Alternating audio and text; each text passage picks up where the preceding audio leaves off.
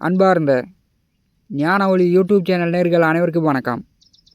இந்த பதிவில் சிம்ம ராசி அன்பர்களுக்கு ஆவணி மாத சிறப்பு ராசி பலன்கள் காணலாம். இந்த பதிவில் காண இருப்பது ஆவணி மாத பொது பலன், ஆவணி மாத மழை பலன், ஆவணி மாத கோச்சார கிரக நிலை. ஆவணி மாதம் 1ஆம் தேதி விஷ்ணுபதி புண்ணிய காலம்.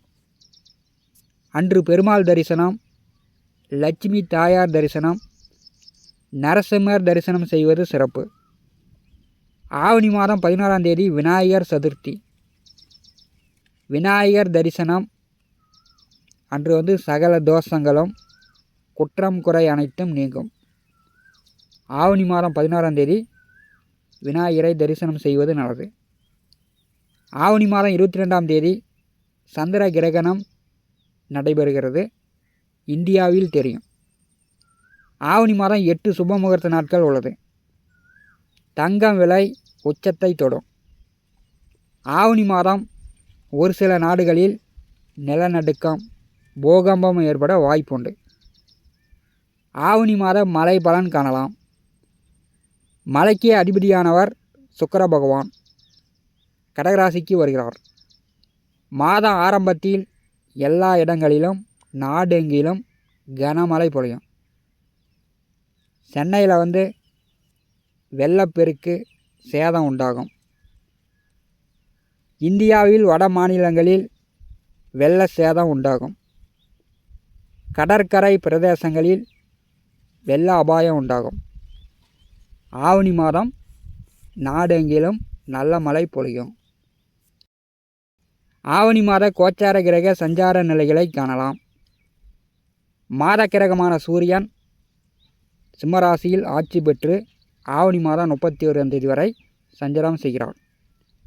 சிம்மராசியில் கேது, கும்பராசியில் சனி ராகு, மிதுன ராசியில் சுக்கிரன் குரு, கடகராசியில் புதன், கன்னிராசியில் செவ்வாய். சந்திர பகவான் கிருத்திகை நட்சத்திரம் ரிஷபராசியிலிருந்து ஆவணி மாதத்தை தொடங்கி வைக்கிறார். 9 நவகிரகங்கள் மூலம் வாக்கிய பஞ்சாங்கப்படி சிம்ம ராசி அன்பர்களுக்கு ஆவணி மாத பொது பலன் காணலாம். இந்த காணொலியை கடைசி வரை கேட்டு பயன்பெறுங்க. நம்முடைய சேனலை பார்த்து கொண்டிருக்கக்கூடிய அன்பர்கள், இதுவரை சப்ஸ்கிரைப் செய்யாத அன்பர்கள் மறக்காமல் சப்ஸ்கிரைப் செய்து கூடவே இருக்கின்ற ஆல் பட்டன் அழுத்திங்க. நன்றி. சிம்ம ராசி அதிபதி சூரியன் ஆவணி மாதம் 37ஆம் தேதி வரை ஜென்ம ராசியிலே ஆட்சி பெற்று சஞ்சாரம் செய்கிறார். ஜென்ம ராசி அதிபதி ஜென்ம ராசிக்கு வரும்போது இந்த மாதம் சிம்மராசி என்பவர்களுக்கு பொறுப்பு அதிகமாக இருக்கும்.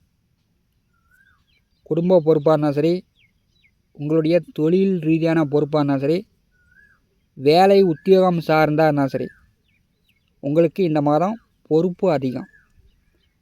நீங்கள் பொறுப்பு எடுத்து செய்யணும். ஜென்ம ராசிநாதன் ஜென்ம ராசியில் வரும்போது தன விரயம் உண்டாகும். அரசியல் கட்சி தொடர்பில் இருப்பவர்கள், அரசு உத்தியோகம் பார்க்கக்கூடியவர்களுக்கு கௌரவம் அந்தஸ்து குறையும். வெப்பகிரகம் ஜென்ம ராசியில் வரும்போது உஷ்ணாதிக்கம் சம்மந்தப்பட்ட நோய் தான் வரும். சளி, காய்ச்சல், இருமல் இந்த மாதிரிலாம் ஏற்படும். கண் வலி வரத்துக்கு வாய்ப்புண்டு. சிம்ம ராசிக்கு 2 11ஆம் வீட்டு அதிபதி 12வது வீட்டிலே புதன் சஞ்சாரம் செய்கிறார். ஆவணி மாதம் 9 வரை 12வது வீட்டிலே புதன் இருக்கும்போது சிறு தூர பயணம், நீண்ட தூர பயணம், ஆன்மீக பயணம் சென்று வரத்துக்கு வாய்ப்புண்டு. மூத்த உடன் பிறந்தவர்களுக்கு அடிக்கடி உடம்பு சரியில்லாமல் போகும். மருத்துவ செலவுகள் உண்டாகும். 2ஆம் அதிபதி 12வது வீட்டில் இருக்கும்போது சிம்ம ராசி என்பவர்களுக்கு ஆவணி மாதம் 9 வரை பகை, போட்டி, விரோதங்கள் வரத்துக்கு வாய்ப்புண்டு. ஆவணி மாதம் 9ஆம் தேதி ஜென்ம ராசிக்கு புதன் வருகிறார். புதன் சூரியன் கேது இணைவு. புத அதியோகம் சிறப்பாக வேலை செய்யும். படித்து கொண்டிருப்பவர்கள் கல்வியில் நல்ல முன்னேற்றம் அடையலாம். போட்டி பந்தய தேர்வு எழுதக்கூடியவர்கள் வெற்றி பெறலாம். பணம் சார்ந்து உங்களுடைய முயற்சிகள் வெற்றியாகும். பணம் சம்பாதிப்பது, லாபம் பெறுவதை பற்றி யோசித்து செயல்படுவீர்கள். மூத்த உடன்பிறந்தவர்களுக்கு உடல் ஆரோக்கியம் நன்றாக இருக்கும். அடிக்கடி பயணங்கள், இடப்பெயர்வு உண்டாகும். சுப விசேஷங்களுக்கு சென்று வருவீர்கள். ஆவணி மாதம் 26ஆம் தேதி 2வது வீட்டிற்கு புதன் பெயர்ச்சியாகிறார். ஆட்சி உச்சம் பெறுகிறார். சிம்மராசிக்கு 2ஆம் அதிபதி 2ஆம் வீட்டில் ஆட்சி உச்சம் பெறும்போது தாராளமாக பணப்புழக்கம் உண்டு. கமிஷன், தரகு, புரோகர் தொழில் செய்யக்கூடியவர்கள், வாக்கால் பேச்சால் தொழில் வேலை செய்யக்கூடியவர்களுக்கு அதிக லாபம் பார்ப்பீங்க. சொன்ன சொல்லு கொடுத்த வாக்கை காப்பாற்றுவீங்க. 2ஆம் வீட்டில் புதன் அமரும்போது ஆவணி மாதம் 29 வரை சிம்மராசிக்கு 2வது வீட்டிலே செவ்வாய் பகவான் அமர்ந்திருக்கிறார். இயந்திரம், வண்டி, வாகனம், தொழில் வேலை செய்யக்கூடியவர்களுக்கு சிறப்பாக இருக்கும். விவசாயம், மண், நிலம், பூமி சார்ந்த தொழில் வேலை செய்யக்கூடியவர்களுக்கு நல்ல லாபகரமாக இருக்கும். ரியல் எஸ்டேட் தொழில் செய்யக்கூடியவர்களுக்கு நல்ல லாபம் உண்டு. 2வது வீட்டிலே செவ்வாய் அமர்ந்திருக்கும் போது சிலருக்கு பல்வலி, வாய், நாக்கு, தொண்டை சம்மந்தப்பட்ட நோய் நொடி வரலாம். உடனே மருத்துவம் பார்த்து கொள்ளுங்கள். 2வது வீட்டிலே செவ்வாய் அமர்ந்திருக்கும் போது பேச்சுவார்த்தையில் கவனமாக இருக்கணும். மற்றவர்களிடம் நீங்கள் ஒன்று சொன்னீங்கன்னா அவங்க ஒன்று புரிஞ்சுக்குவாங்க. அது குடும்பமாக இருந்தாலும் சரி, வெளியிலையாக இருந்தாலும் சரி, பேச்சுவார்த்தையில் கொஞ்சம் தன்மையாக செயல்படுங்க. ஆவணி மாதம் 29ஆம் தேதி 3வது வீட்டிற்கு செவ்வாய் செல்கிறார்.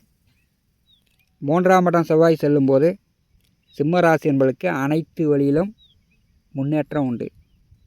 வீடு கட்டலாம், விவசாய நிலம், வீட்டு மனை வாங்கலாம், புதிய வண்டி வாகனங்கள் வாங்கலாம்.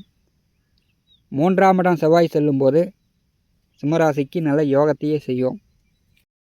சிம்மராசிக்கு 3, 10ஆம் அதிபதி சுக்கிர பகவான் குருவோடு இணைந்து லாபஸ்தானத்திலே ஆவணி மாதம் 5ஆம் தேதி வரை அமர்ந்திருக்கிறார். 11வது வீட்டிலே குரு சுக்கிரன் கூட்டணி, அதிக லாபம் உண்டு. திருமண வயதில் உள்ளவர்கள் வரன் பார்த்து கொண்டிருப்பவர்களுக்கு வரன் செட் ஆகும். ஆவணி மாதமே கல்யாணம் நடக்கும்.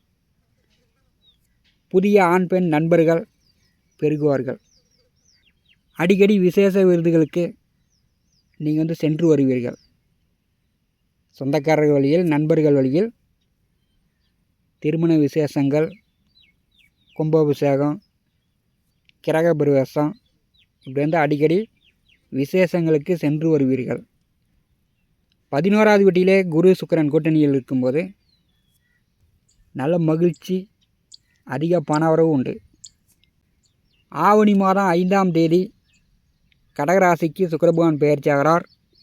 ராசிக்கு 12வது வீட்டிலே சுக்கிரன் வரும்போது கடல் கடந்து வெளிநாடு மூலம், அயல்நாடு மூலம் ஏற்றுமதி இறக்குமதி பிஸ்னஸ் செய்யக்கூடியவர்கள், வெளிநாட்டில் தங்கி வேலை பார்க்கக்கூடியவர்களுக்கு அதிக பணம், அதிக லாபங்களை கொடுக்கும். இரவு உறக்கம் நன்றாக வரும்.